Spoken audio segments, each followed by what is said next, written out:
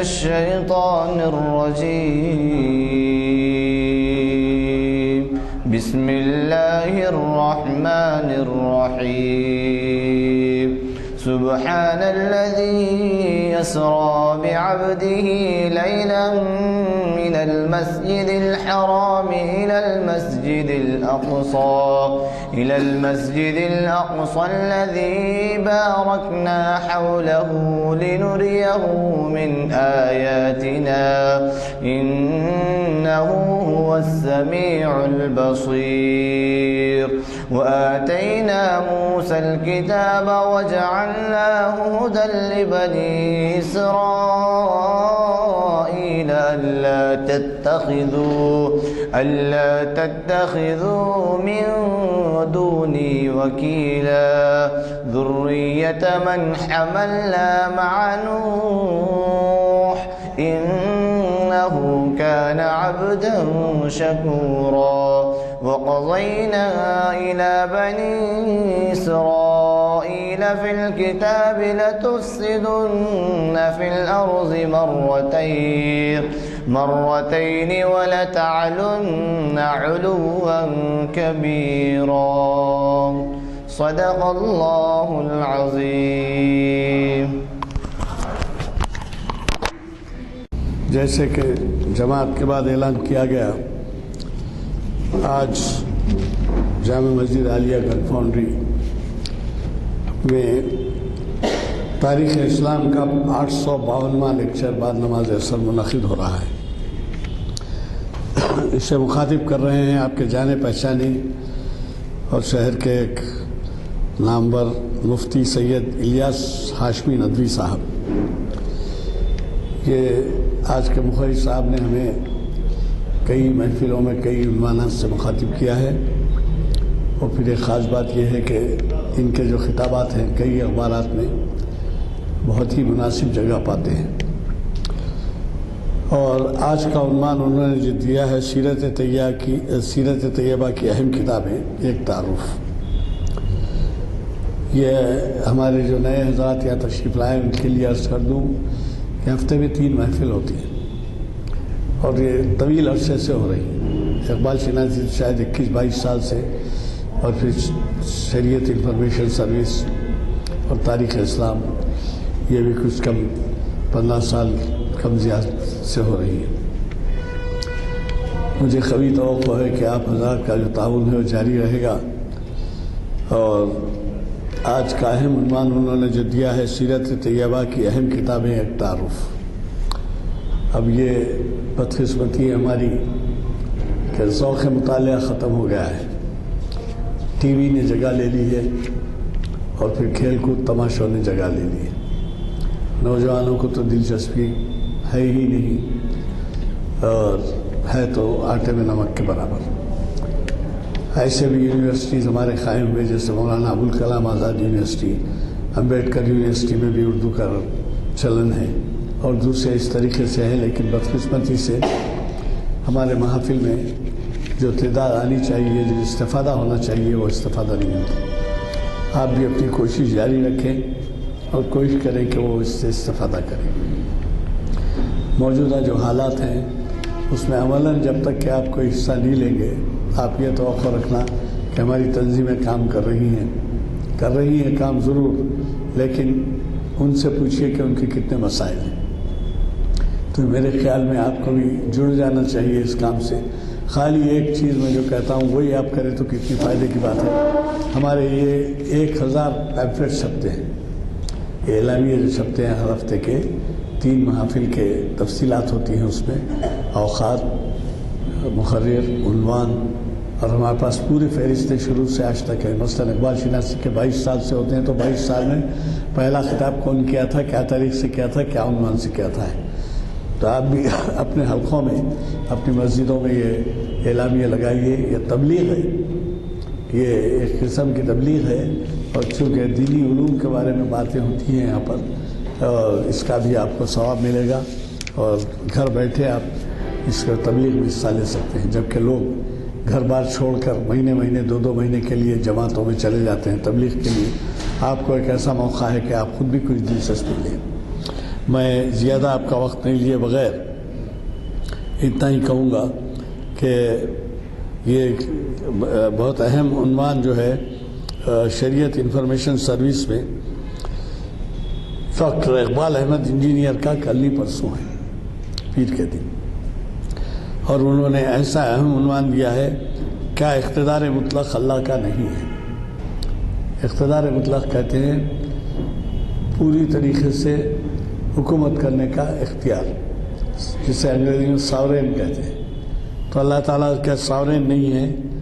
یہ ان کا عنوان ہے۔ اگر ساورین ہے تو پھر ہم سے کیا کوتاہیاں ہو رہی ہیں وہ بتائیں گے۔ بہرحال آج کے اور اسی طریقے سے پیر کے دن بھی بہت ہی غیر معمولی ہے، چہارشنبے کے دن بھی بہت غیر معمولی عنوان ہے، اقبال اور پیر رومی، اور اسے بھی آپ کے جانے پہچانے مقرر پروفیسر خواجہ ناصر الدین مخاطب کر رہے ہیں۔ تو میں آج کے ہمارے مقرر صاحب سے گزارش کرتا ہوں کہ وہ شہ نشین پر تشریف لائیں اور ہمیں اپنے دیے ہوئے عنوان سے متعلق استفادے کا موقع دیں۔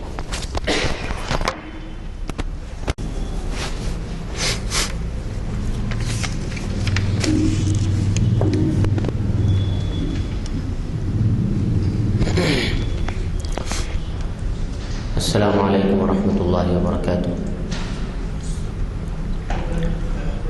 الحمد للہ رب العالمین وبہ نستعین والصلاة والسلام علی سید المرسلین محمد وعلی آلہ وصحبہ اجمعین الی یوم الدین، اما بعد، قال اللہ عز وجل فی القرآن المجید والفرقان الحمید، اعوذ باللہ من الشیطان الرجیم، بسم اللہ الرحمن الرحیم، ورفعنا لك ذکرک، صدق اللہ العظیم۔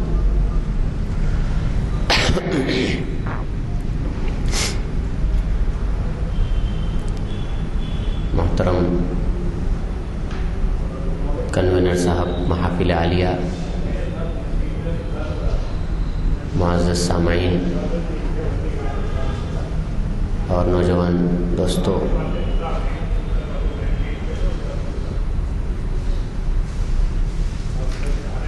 آج کی اس نشست میں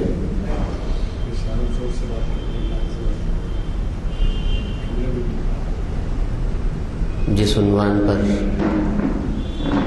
آپ حضرات سے گفتگو کرنے کے لیے میں نے جس عنوان کو منتخب کیا ہے وہ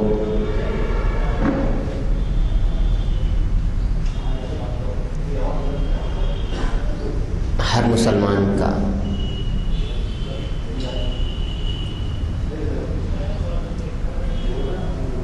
گویا کہ ایک اعتبار سے مذہبی فریضہ ہے کہ وہ جانے کہ جس کے نام کا ہم کلمہ پڑھتے ہیں آخر وہ ہستی کون تھی اور کیا اس کے متعلق لکھا گیا، تاریخ کے اوراق نے اس ذات کے متعلق کن باتوں کو محفوظ کیا، کیونکہ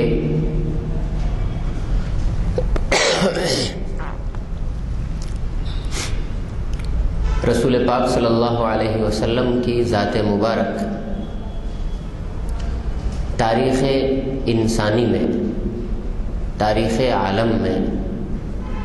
اس اعتبار سے منفرد ہے، اس اعتبار سے ممتاز ہے کہ آپ صلی اللہ علیہ وسلم کی حیات طیبہ کا ایک ایک لمحہ تاریخ نے محفوظ کیا۔ آپ صلی اللہ علیہ وسلم سے پہلے بھی اور خود آپ کی اس دنیا میں تشریف آوری کے بعد بھی دنیا کے مختلف خطوں میں، مختلف قوموں میں، مختلف علاقوں میں، مختلف زمانوں میں بہت سے ایسے لوگ پیدا ہوئے جو کہ مقتدا تھے، یعنی جن کو فالو کیا جاتا تھا۔ مختلف مذاہب کے بانی ہیں، بڑے بڑے فلاسفہ ہیں، فلسفی ہیں،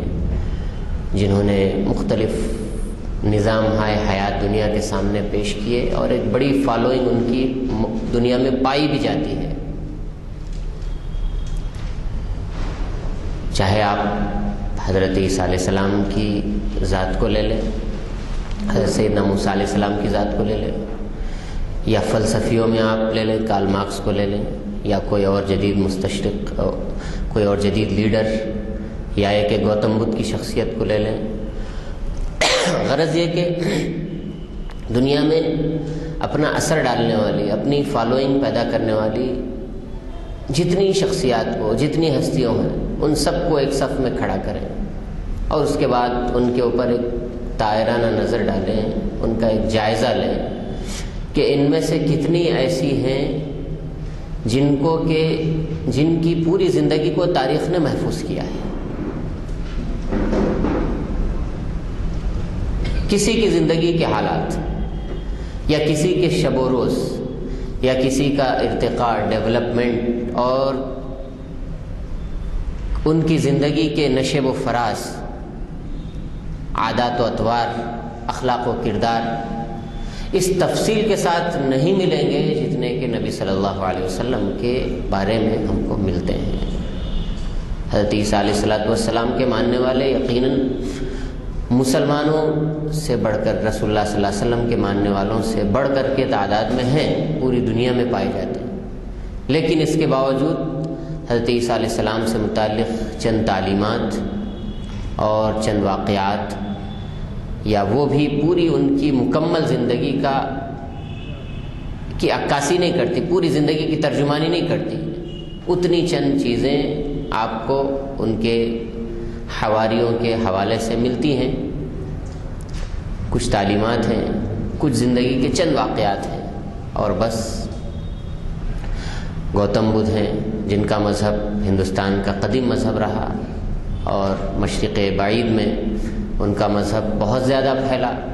لیکن اس کے باوجود ان کی بنیادی تعلیمات کے چند اصولوں کے اور ان کی زندگی کے چند دھندلے نقوش کے علاوہ تاریخ میں کچھ نہیں ملتا۔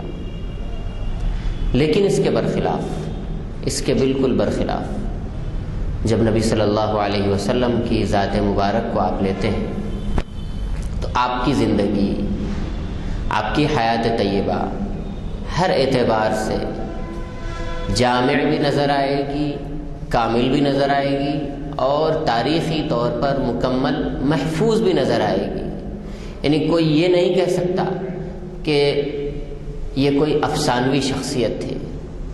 جیسے ہمارے برادران وطن کے پاس بہت سے ایسے فیگرز ہیں جن کا تاریخی طور پر کوئی ایسا وجود ثابت نہیں ہے، نہ ثابت کیا جا سکتا ہے، اگرچہ کہ ان کے ماننے والے بھی بہت بڑی تعداد میں ہوں گے، لیکن وہ محض افسانوی شخصیات ہیں، دیومالائی کہانیوں کا ایک فگر اور ایک کردار ہے جن کو ایسی حیثیت دے دی گئی۔ تو اللہ کے رسول صلی اللہ علیہ وسلم کی ذات اس اعتبار سے بالکل غیر جانبدار ہو کر کے کوئی آدمی اگر تجزیہ کرے تو وہ یہ ماننے پہ مجبور ہوگا کہ محمد صلی اللہ علیہ وسلم کی ذات تاریخ عالم کے اندر اس طور پر ممتاز ہے کہ آپ سے بڑھ کر کے، آپ کی زندگی سے بڑھ کر کے محفوظ زندگی کے حالات کسی کے نہیں ہیں۔ یہاں تک کہ آج بھی ہم حدیث کی کوئی کتاب پڑھتے ہیں، سیرت کی کوئی کتاب پڑھتے ہیں، تو پورے اطمینان کے ساتھ ہم یہ کہہ سکتے ہیں کہ یہ فلاں واقعہ فلاں سن میں، فلاں موقع پر، فلاں دن اور فلاں تاریخ کے وقت پیش آیا ہے۔ اللہ کے رسول صلی اللہ علیہ وسلم نے یہ کام اس موقع پر، اس دن، اس وقت کیا ہے، پورے اعتماد کے ساتھ ہم کہہ سکتے ہیں۔ تو اتنی وضاحت کے ساتھ کسی دوسرے کے حالات زندگی نہیں ملتے، اور یہ اللہ تبارک و تعالیٰ کا نظام، اللہ کے اس وعدے کی تکمیل ہے، انا نحن نزلنا الذکر وانا لہ لحافظون، کہ ہم نے اس تذکرے کو، یا یوں کہیے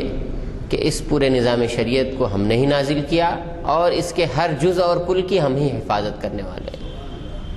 تو جس طرح سے قرآن مجید کی حفاظت کا ذمہ اللہ نے لیا، اسی طرح سے شارح قرآن کی سیرت کو بھی محفوظ رکھنے کا ذمہ اللہ تبارک و تعالیٰ نے اپنے ذمہ لیا، اور ایسے افراد کو تیار کیا جنہوں نے رسول اللہ صلی اللہ علیہ وسلم کی سیرت کو آگے آنے والی نسلوں تک کے لیے محفوظ رکھا۔ چنانچہ سیرت طیبہ ایک محفوظ شکل میں ہم تک پہنچی۔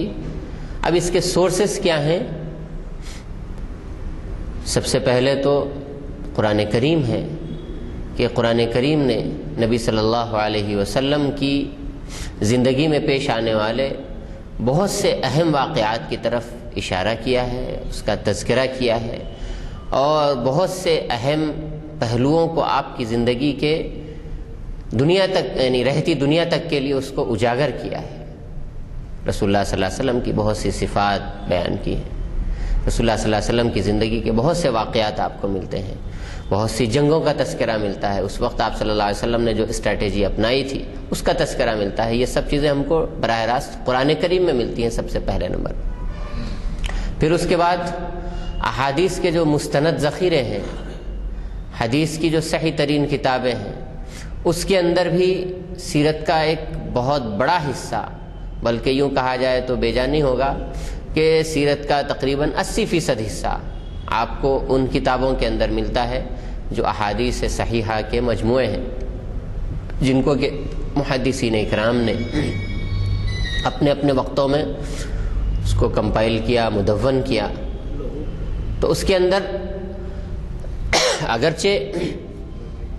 حدیث کی وہ کتابیں رسول اللہ صلی اللہ علیہ وسلم کے تذکرے کے لیے نہیں لکھی گئی تھی، لیکن بلکہ وہ آپ صلی اللہ علیہ وسلم کے ذریعے جو احکامات اس امت کو دیے گئے تھے ان کو بیان کرنے کے مقصد کے لیے، لیکن آپ کی زندگی کو ہٹا کر کے آپ کے ذریعے بیان کیے گئے احکامات بیان ہی نہیں کیے جا سکتے۔ تو ضمناً آپ صلی اللہ علیہ وسلم کی زندگی کا پورا ذخیرہ اس کے اندر آ گیا۔ تو سیرت کا سب سے پہلا مستند ترین ماخذ قرآن کریم، اور اس کے بعد میں حدیث مبارکہ، حدیث کی وہ کتابیں۔ پھر اس کے اندر بھی محدثین اکرام نے بعض ایسے مجموعے بھی یا اپنی ان حدیث کی کتابوں کے اندر بعض ایسے چیپٹرز اسپیسیفائی کر کے، علیحدہ کر کے بیان کیے جس میں خاص آپ صلی اللہ علیہ وسلم سے متعلق باتیں ہیں، جیسے امام ترمذی نے شمائل ترمذی کے نام سے، جس میں آپ صلی اللہ علیہ وسلم کا اٹھنا بیٹھنا کھانا پینا، آپ کے یعنی چہرہ بشرا حلیہ، یہاں تک کہ آپ صلی اللہ علیہ وسلم کے چلنے کا انداز، آپ صلی اللہ علیہ وسلم کے گفتگو کرنے کا انداز، اور بلکہ حد ہو جائے گی ہم میں سے کوئی آدمی اس بات کو یعنی تصور نہیں کر سکتا کہ رسول اللہ صلی اللہ علیہ وسلم کے کتنے منہ مبارک آپ کے اس دنیا سے پردہ فرمانے تک سفید ہوئے تھے، اس کو بھی اللہ کے رسول صلی اللہ علیہ وسلم کے محبین نے، آپ کے جانثار صحابہ نے اس کو تک شمار کیا۔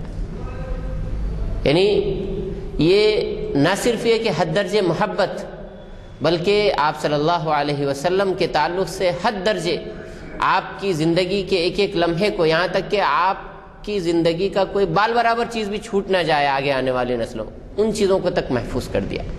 آپ صلی اللہ علیہ وسلم کے دن کے حالات، آپ کے گھر کے اندر کے جو احوال تھے، اس کو ازواج مطہرات نے، خاص طور پر حضرت عائشہ صدیقہ رضی اللہ تعالیٰ عنہا نے اور دیگر ازواج مطہرات نے اس کو آگے آنے والی نسلوں کے لیے ان چیزوں کو بیان کیا۔ یعنی وہ چیزیں جو باہر نہیں آ سکتی تھی، باہر جن چیزوں کا صدور نہیں ہو سکتا تھا، گھر کے اندر اللہ تبارک و تعالیٰ نے ایسا انتظام کیا کہ گھر کے اندر کی بھی جو زندگی تھی آپ کی، وہ بھی قیامت تک کے لیے محفوظ رہ جائے، اور کوئی یہ نہ کہہ سکے کہ میں نے تو رسول صلی اللہ علیہ وسلم کی باہر کی زندگی کو دیکھا ہے لہٰذا باہر میں فالو کر سکتا ہوں، اندر کیا ہوتا تھا مجھے نہیں معلوم۔ تو اندر کی زندگی کے حالات تک بھی اللہ تبارک و تعالیٰ نے اس طور پر محفوظ کرا دیے۔ تو غرض یہ کہ سیرت کا یہ جو ذخیرہ ہم تک پہنچا ہے بہت ہی محفوظ طریقے پر پہنچا،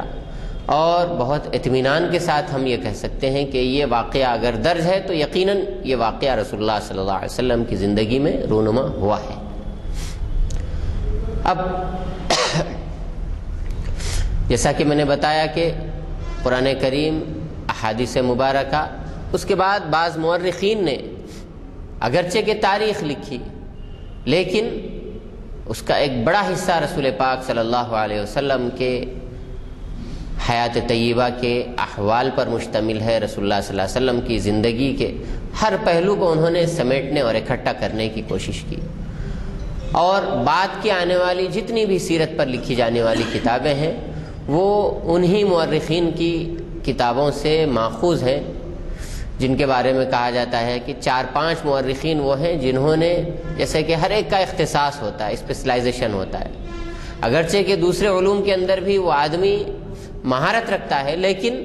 اس نے ایک فن کو، ایک سبجیکٹ کو اپنا لیا اور اس کے اندر اس نے اسپیشلائزیشن اور اختصاص پیدا کر لیا۔ تو محدثین، فقہا، مورخین، یہ سب اگرچہ کہ ہر فن کے اندر ممتاز تھے، لیکن ہر ایک کا الگ الگ اسپیشلائزیشن تھا۔ جو فقہا تھے، کیا وہ حدیث نہیں جانتے تھے؟ یقیناً جانتے تھے، لیکن انہوں نے حدیث سے مسئلے نکال کر کے امت کے سامنے پیش کرنے کو اپنا زندگی کا نسق العین بنایا۔ محدثین جو تھے وہ مسائل بھی جانتے تھے، لیکن انہوں نے حدیث کی جمع اور ترتیب کو اپنا زندگی کا مشن بنایا۔ اسی طرح سے مورخین تھے، یہ لوگ بھی احادیث کے ذخیروں پر بھی نظر تھی، لیکن بہت سی دیگر ایسی جزیات جو احادیث کی کتابوں میں منقول نہیں تھی، اس کو انہوں نے تاریخ کے دیگر وسائل سے اکٹھا کر کے اپنی ان کتابوں کے اندر جمع کیا۔ تو اس طور پر احادیث مبارکہ کے اندر بھی بعض وہ جزیات نہیں ملتی ہیں جو ان مورخین کے ہاں ملتی ہیں، اور ان مورخین نے اپنی کتابوں میں بہت سی دیگر وسائل کو بروئے کار لاتے ہوئے اپنی تاریخ کی ان کتابوں کے اندر سیرت طیبہ کے ان واقعات میں ذکر کیا۔ خاص طور پر اس دور کی جو سوشل ہسٹری تھی، یا کہ اس وقت کے جو معاشرتی حالات تھے، اس کے بارے میں بھی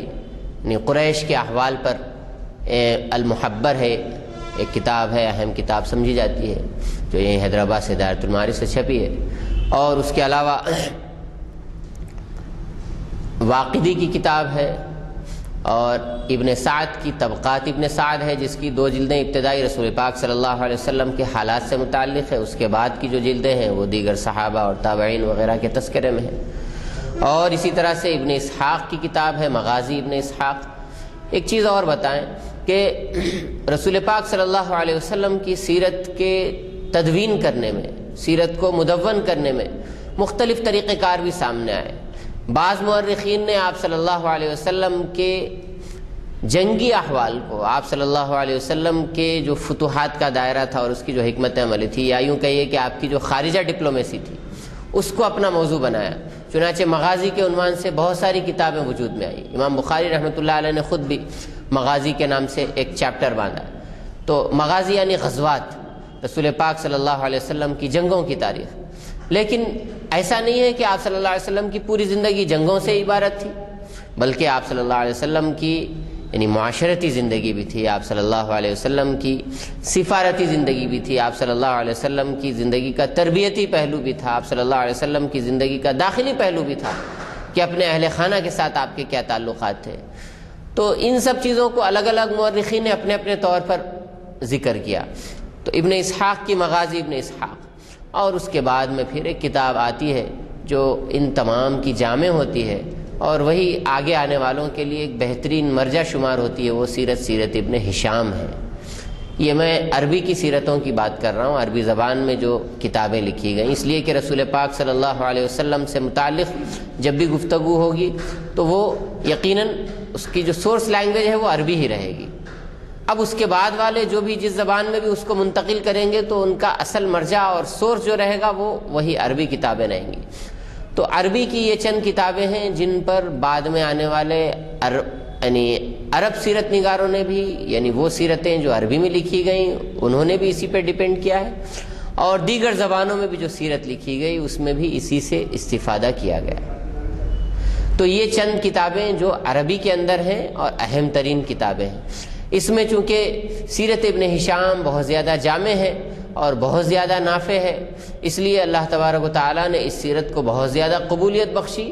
اور دیگر زبانوں میں بھی اس کے ترجمے ہوئے، خود اردو زبان میں بھی اس کا ترجمہ ہوا، لیکن اصلاً یہ کتاب عربی زبان کی ہے۔ عربی زبان کے اندر بھی بہت سی اور کتابیں لکھی گئیں، جیسے الشفا فی حقوق المصطفیٰ ہے، اور اسی طرح سے بہت سی اور دیگر کتابیں ہیں جس میں سیرت نگاروں نے اپنے اپنے انداز سے رسول پاک صلی اللہ علیہ وسلم کے حالات زندگی کو متعین کیا۔ بعض کتابیں ایسی ہیں جو بالکل شارٹ میں ہیں، بہت ہی اختصار کے ساتھ، جیسے آپ بلٹ پوائنٹس بناتے ہیں۔ اس کے اندر سب سے اچھی کتاب جو مجھے میرے ناقص مطالعے کے حساب سے لگی، خلاصۃ سیر سید البشر، کہ رسول پاک صلی اللہ علیہ وسلم کی زندگی کے اہم ترین واقعات کا خلاصہ گویا کہ بلٹ پوائنٹس کے اندر اس میں تذکرہ کیا ہے۔ چیپٹر ہے اور اس کے اندر بالکل نکات کے انداز میں، بہت ہی جدید انداز میں اس کتاب کو مرتب کیا گیا، لیکن اگرچہ کہ بہت پرانی کتاب ہے، وہ صدیوں پرانی، تقریباً 1000 سال پرانی ہے، لیکن آج جو یعنی جدید پریزنٹیشن کے انداز ہو سکتے ہیں اس کے حساب سے اس کتاب کو گویا کہ لکھا گیا۔ یعنی ماننا پڑتا ہے کہ ہمارے یعنی مصنفین نے ہر وہ ٹیکنک جو اپنائی جا سکتی ہو اس کو انہوں نے اپنانے کی کوشش کی۔ تو خلاصۃ سیر سید البشر یہ بہت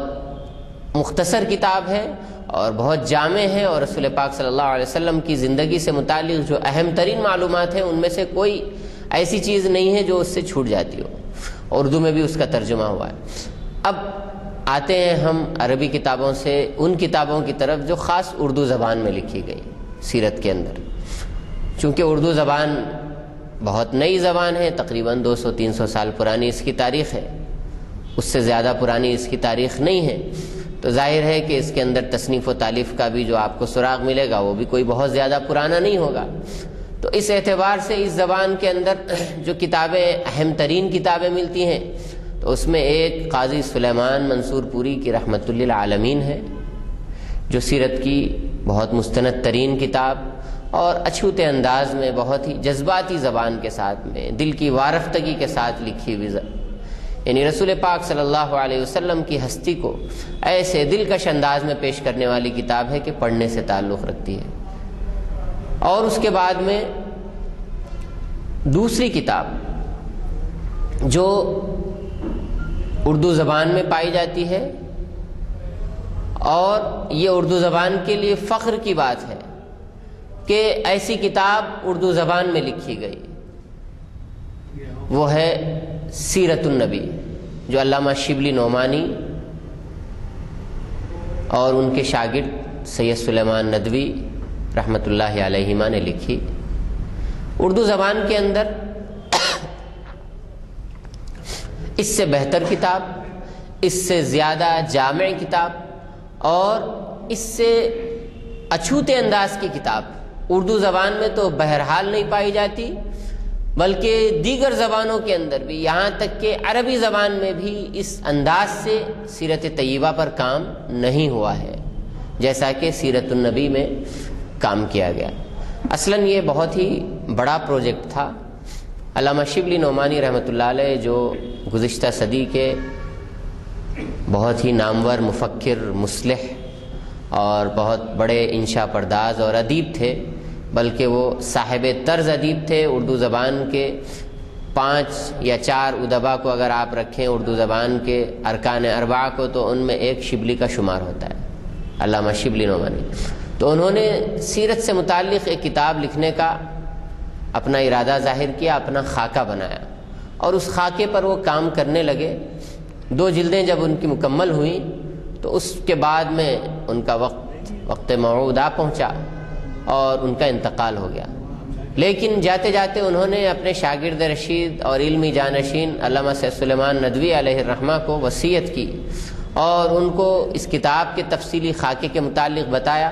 تو انہوں نے پھر اپنے استاد کی عین خواہش کے مطابق، بلکہ اس سے کہیں بڑھ کر کے بہتر انداز میں اس کتاب کو انہوں نے تکمیل سے پہنچایا۔ چنانچہ 7 جلدوں کی یہ کتاب ہے، جس میں پہلی 2 جلدیں وہ ہیں جو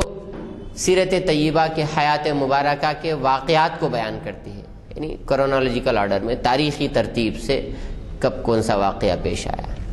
اور اس کے بعد میں جو بعد کی جو جلدیں ہیں وہ حیات طیبہ سے متعلق اٹھنے والے بہت سے سوالات اور حیات طیبہ سے ریلیٹڈ بہت سے مباحث پر وہ ڈسکس کرتی ہے کہ انبیاء کا کیا مقام ہوتا ہے، انبیاء کو جو معجزات دیے جاتے ہیں اس کی کیا حیثیت ہوتی ہے، رسول پاک صلی اللہ علیہ وسلم کے ذریعے جو عبادات اس امت کو ملی اس کی کیا عقلی اور نقلی تشریح ہے، اور اسی کے ساتھ ساتھ رسول پاک صلی اللہ علیہ وسلم کے اخلاق کیا تھے، آپ صلی اللہ علیہ وسلم نے جو اخلاق دنیا کے سامنے پیش کیے، ان اخلاق کی ایک تصویر اور اس کا ایک تعارف، اور اس طرح کی بہت سی چیزوں کو چیپٹر وائز بلکہ والیوم وائز ایک ایک جلد کے اندر ایک ایک چیز کو لیا گیا ہے۔ معجزات کے اوپر ایک پوری جلد ہے، اخلاق کے اوپر ایک پوری جلد ہے، معاملات کے اوپر پوری ایک جلد ہے، عبادات کے اوپر پوری ایک جلد ہے۔ تو اس طرح سے 7 جلدیں سیرت النبی کی ہیں، جس میں 2 جلدیں تو شبلی نعمانی رحمۃ اللہ علیہ کی ہیں، بقیہ جلدیں سید سلیمان ندوی اور ان کے رفقا، ان میں خاص طور پہ مولانا سید عبدالباری ندوی جو اس جامعہ عثمانیہ کے عثمانیہ یونیورسٹی کے فلسفے کے پروفیسر تھے، تو وہ مباحث جن کا تعلق فلسفے سے ہے تو انہوں نے اپنا کنٹریبیوشن دیا، سیرت النبی کی غالباً 3ری جلد کے اندر ہے وہ۔ تو اس طرح سے سیرت کی یہ بہت ہی اہم ترین کتاب وجود میں آئی، اور جیسا کہ میں نے بتایا آپ کو کہ ہر مصنف کا اپنا ایک انداز ہوتا ہے۔ علامہ شبلی نعمانی کا مقام علم تاریخ کے اندر اس اعتبار سے ہے کہ انہوں نے کم از کم اردو زبان کی حد تک فلسفہ تاریخ کو روشناس کرایا، کہ فلسفہ تاریخ جو ہوتا ہے، تاریخ کے فلسفے کے جو اصول ہوتے ہیں، یعنی اسباب اور علل اور یعنی واقعات اور اس کے اسباب کے درمیان جو جوڑ ہوتا ہے، سیریز آف کیا کہتے ہیں اس کو، واقعات کی جو ایک ترتیب ہوتی ہے، اس ترتیب کو انہوں نے گویا کہ ایک لڑی میں پرویا ہے کہ یہ واقعہ ہوا ہے، یہ سبب ہوا ہے، تو پھر اس کے نتیجے کے طور پر یہ واقعات پیش آئے۔ تو یہ اصول کو انہوں نے یعنی فلسفہ تاریخ کے ان اصول کو مد نظر رکھتے ہوئے انہوں نے سیرت کی بہت سی گتھیوں کو سلجھایا، اور بہت سے ایسے سوالوں کے جواب انہوں نے اپنی تحریر کے اندر دیے جو بڑی بڑی کتابوں کے مطالعے سے بھی نہیں آتے، بین سطور انہوں نے ان کے جوابات دے دیے۔ جیسے مثال کے طور پر غزوہ بدر اقدامی تھا یا دفاعی تھا، یعنی رسول اللہ صلی اللہ علیہ وسلم نے اپنے ڈیفنس میں وہ جنگ لڑی تھی، یا پھر یہ کہ آپ نے وار کیا تھا قریش پر، اس کو پورا اسباب کی تفصیل کے ساتھ میں انہوں نے بیان کیا۔ اس طرح کی بہت ساری چیزیں آپ کو ملیں گی، اس مختصر نشست کے اندر ان سب پہ روشنی ڈالنا ممکن نہیں ہے۔ تو بہرحال اردو زبان فخر کر سکتی ہے کہ سیرت کا ایسا بڑا ذخیرہ اس کے اندر وجود میں آیا، اور وہ علامہ شبلی نعمانی اور ان کے شاگردوں کی کاوش کا نتیجہ تھی۔ اور اس کے بعد میں اس کے علاوہ بھی دیگر اور بھی کتابیں ہیں، جس میں سیرت مصطفیٰ ہے جو مولانا ادریس کاندھلوی صاحب رحمۃ اللہ علیہ کی ہے، وہ بھی بہت فاضل مؤلف ہیں۔ انہوں نے بنیادی طور پر سیرت النبی کے اندر جو واقعات ایسے تھے یا جو چیزیں ایسی تھیں جن پر گرفت کی جا سکتی ہے، اس لیے کہ ایک بات تو ایک اصول تو یہ ہے کہ قل من صنف ولم یستہدف، کہ کوئی علمی تاریخ کے اندر کوئی آدمی ایسا نہیں بچا جس نے کچھ لکھا ہو اور اس کی گرفت نہ کی ہو۔ تو سیرت النبی کی بھی گرفت ہوئی، اور اس کے بعد واقعات پر یا بعض چیزوں پر اعتراض بھی ہوا، یا یہ کہ اس پر اشکالات بھی ہوئے۔ تو سیرت مصطفیٰ میں بھی اس طرح کی بہت ساری چیزیں، بہت سارے باتوں کو انہوں نے اکٹھا کیا۔ تو یہ ایک کتاب ہے، اور اسی طرح سے اہم کتابوں کے اندر تو یہ 3-4 کتابیں ہیں، لیکن اس کے علاوہ بے شمار مؤلفین اور مصنفین ہیں جنہوں نے اپنے اپنے ذوق کے حساب سے، اپنے اپنے مزاج کے حساب سے سیرت نبی کی بے شمار کتابیں لکھی، 1 جلد میں، 2 جلد میں، 100 صفحات کی، 200 صفحات کی، یعنی اتناب کے ساتھ یا کہ اجمال کے ساتھ۔ غرض یہ کہ ہر ایک نے اپنے اپنے اسلوب میں کتابیں لکھی۔ کبھی آپ اگر ماہر القادری کی در یتیم پڑھیں گے تو اس میں ایک الگ انداز ملے گا، کبھی مولانا مناظر حسن گیلانی کی اگر آپ النبی الخاتم پڑھیں گے تو اس میں ایک الگ انداز ملے گا، اور کبھی یعنی دیگر اور کتابیں۔ تو سیرت کو اپنے اپنے انداز سے ہر مؤلف نے پیش کیا۔ مولانا ابو الحسن علی ندوی رحمۃ اللہ علیہ کی ایک کتاب ہے نبی رحمت، جس میں آپ صلی اللہ علیہ وسلم کے اخلاق کو اور آپ صلی اللہ علیہ وسلم کی دعوتی زندگی کو پیش کیا گیا۔ تو غرض یہ کہ ہر ایک نے اپنے اپنے انداز سے کام کیا۔ یہ تو وہ کتابیں تھیں جیسا کہ میں نے بتایا کہ عربی کی کتابیں، پھر عربی کتابوں سے ترجمہ شدہ کتابیں، اس کے بعد پھر وہ کتابیں جو خاص اردو میں لکھی گئیں۔ اب اس کے بعد میں نمبر آتا ہے سیرت پر، جب گفتگو کریں گے یا سیرت کے حوالے سے جو لٹریچر ہے اس پر گفتگو کریں گے تو خطبات کی سیریز کا بھی نمبر آتا ہے، یعنی بعض وہ کتابیں جو اگرچہ کہ لکھی جانے کے لیے نہیں وجود میں آئی، بلکہ وہ لیکچرز تھے، وہ خطبات تھے جو دیے گئے اور سیرت کے موضوع پہ دیے گئے، لیکن اتنے جامع تھے کہ ان کو محفوظ کیا گیا، اور اس کے بعد وہ بھی سیرت کے اوپر اہم ترین ریفرنس سمجھے جاتے ہیں۔ سیرت کا جامع تعارف کرانے کے لیے وہ بھی ایک اہم ترین مرجع سمجھے جاتے ہیں۔ تو ان خطبات کے اندر سب سے اہم ترین خطبات کی جو کتاب ہے وہ خطبات مدراس ہے، علامہ سید سلیمان ندوی کے وہ خطبے جو انہوں نے مدراس کی ایک آرگنائزیشن کی دعوت پر ایک لیکچر کی ان کی سیریز ہوئی تھی، تو وہ اس کے تحت انہوں نے دیے تھے۔ اور رسول پاک صلی اللہ علیہ وسلم کی سیرت کا جو یعنی 7 جلدوں میں انہوں نے جو پھیلا کر کے پیش کیا تھا، اس کا پورا نچوڑ انہوں نے ان چند صفحات کے اندر، 100 سے 150 صفحات کی وہ کتاب ہے، میں سمجھتا ہوں 7 یا 10 کچھ خطبات ہیں، تو ان خطبات میں انہوں نے اس پورے سیرت کے عطر کو نچوڑ دیا ہے۔ تو اتنی جامع کتاب سیرت کے اندر اور کوئی نہیں مل سکتی، کم از کم اردو زبان میں، اتنی مختصر اور جامع۔ رسول پاک صلی اللہ علیہ وسلم کی ہر حیثیت سے انہوں نے ایک ایک خطبے کے اندر بحث کی، اور رسول پاک صلی اللہ علیہ وسلم کی حیات طیبہ کے ہر پہلو کو انہوں نے ایک ایک خطبے کے اندر واضح کیا۔ تو خطبات مدراس اہم ترین کتاب ہے سیرت کے لٹریچر کے اندر۔ اور اس کے بعد میں خطبات کی جب بات چلے گی تو پھر وہ تاریخ اس وقت تک نامکمل رہے گی جب تک خطبات بہاولپور کا تذکرہ نہ کیا جائے۔ اور حیدرآباد کو فخر ہے کہ خطبات بہاولپور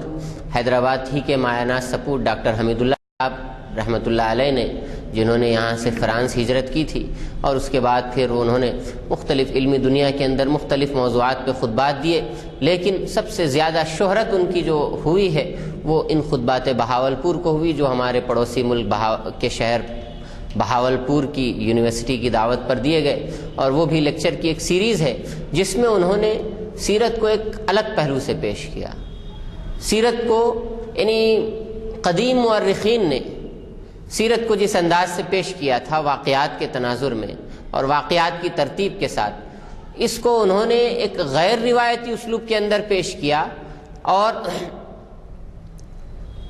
خطبات کی اگر میں فہرست آپ کو سنا دوں تو خود اندازہ ہو جائے گا کہ رسول پاک صلی اللہ علیہ وسلم عہد نبوی میں نظام تعلیم کیا تھا، عہد نبوی میں نظام سیاست کیا تھا، عہد نبوی میں خارجہ پالیسی کیا تھی، عہد نبوی میں یعنی نظام انصاف کیا تھا، عدالتی نظام کس طرح سے تھا۔ تو اس طرح سے انہوں نے سیرت کے چیپٹرز بنائے اور ایسی معلومات انہوں نے پیش کی اور ایسی جزیات کو، اور یہ بھی یعنی اللہ کی طرف سے ہے کہ اتنی ضخیم کتاب ہے اور انہوں نے بغیر کسی یادداشت کے، یعنی بغیر کسی نوٹ تیار کیے کہ فی البدی انہوں نے برجستہ طور پر وہ خطبات دیے ہیں، وہ لیکچرز دیے ہیں، اور سینکڑوں کتابوں کا، بلا مبالغہ میں کہہ رہا ہوں کہ سینکڑوں کتابوں کا اور 50 راویوں کا انہوں نے ایسا تذکرہ کیا جیسے کوئی کتاب سامنے کھلی ہوئی اور آدمی اس کو دیکھ کر کے پڑھتا جا رہا ہو۔ تو خطبات بہاولپور، اس کے اندر بھی سیرت کے اوپر بہت سارا مواد ملتا ہے اور ایک اچھوتے انداز کی وہ کتاب ہے۔ بہرحال جس نے بھی لکھا اور جو کچھ بھی لکھا ان سب کا یعنی اس کے پیچھے اللہ نے جو ان کو قبولیت دی، ہم یہ سمجھتے ہیں کہ ان کا وہ اخلاص اور ان تمام ہستیوں کا یعنی رسول پاک صلی اللہ علیہ وسلم سے قلبی تعلق اور لگاؤ تھا، جس نے ان کو اپنی زندگی کو اس مقدس مشن کے اندر لگانے پر ان کو آمادہ کیا، اور اللہ تبارک و تعالیٰ نے ان کو اس کی توفیق بخشی کہ انہوں نے نبی پاک صلی اللہ علیہ وسلم کے حیات طیبہ کو محفوظ کرنے میں ایک اپنا حصہ ادا کیا، اور وَرَفَعْنَا لَكَ ذِكْرَكَ کہ ہم نے آپ کے تذکرے کو بلند کیا۔ اللہ کہہ رہا ہے کہ اے نبی ہم نے آپ کے تذکرے کو بلند کیا، تو ان بلند کرنے کے اندر جو اسباب استعمال ہو سکتے تھے اس میں ان حضرات نے، ان مبارک ہستیوں نے اس فہرست میں اپنا نام شامل کرایا۔ اللہ تبارک و تعالی ہمیں بھی یعنی سیرت کے ذخیرے سے استفادہ کرنے کی اور اپنے رسول صلی اللہ علیہ وسلم کی حیات یعنی زندگی کے حالات زندگی کو جاننے کی اور اس کو اپنی زندگی کے اندر اتارنے اور اپنے لیے قابل عمل بنانے کی توفیق نصیب فرمائے۔ وآخر دعوانا ان الحمدللہ۔ اللہ تعالیٰ سے دعا ہے کہ آپ لوگوں کو توفیق ہو کہ جن مطالعے کے بارے میں کہا گیا ہے اس کریں، کم از کم آپ خطبات بہاولپور پڑھیں، نچوڑیں، اور جو حمیداللہ صاحب کا تذکرہ ہوا وہ دنیا بھر کی مشہور شخصیت ہیں جنہوں نے 12 یا 13 زبانوں میں کلام مجید کا ترجمہ کیا ہے. آپ اندازہ لگائیے وہ حیدرآباد سے گئے اور پھر جا کے اورنگ آباد سے حیدرآباد آئے تھے, حیدرآباد سے گئے اور پھر فرانس میں انہوں نے شہریت اختیار کی اور وہیں سے ان کے کارنامے سامنے آئے اور پھر وہیں رحلت کر گئے. تو مجھے خطبات بہاولپور کچھ پڑھنے کا موقع ملا, لیکن آج آپ نے جو وضاحت کی اس کے بعد مجھے یقین ہے, یعنی میرا ارادہ ہے کہ پوری کتاب پڑھوں. تو آپ سے بھی گزارش ہے کہ یہ نہ کریں کہ صرف نشستن و گفتن و برخاستن اور واہ واہ کیا اچھا خطاب تھا, یہ نہیں. خطبات بہاولپور لائبریری سے لیجیے, بازار سے خریدیے اور خطبات بہاولپور پڑھیے. تو اس میں رسول اللہ صلی اللہ علیہ وسلم کے تمام جو کچھ خصوصیات تھے, جو کچھ انہوں نے عمل کیا, جو کچھ اس وقت تک دنیا کی کیفیت تھی, اور اس میں ایسے شہنشاہ نے جو بے تاج کے بادشاہ تھے وہ جو ہے انہوں نے عمل کیا ہے, وہ آپ کے سامنے آئی. اب میں زیادہ کہے بغیر, جیسے کہ پروگرام بنایا جا چکا ہے, بتایا جا چکا ہے, اور پیمفلیٹس لیتے جائیے اور تقسیم کیجیے. چونکہ مواد ہو چکا, دعا فرمائیے. الحمدللہ رب العالمین والصلاة والسلام علی سید المرسلین. ربنا آتنا فی الدنیا حسنة وفی الآخرة حسنة وقنا عذاب النار. ربنا آتنا في الدنيا حسنة وفي الآخرة حسنة وقنا عذاب النار. لا إله إلا أنت سبحانك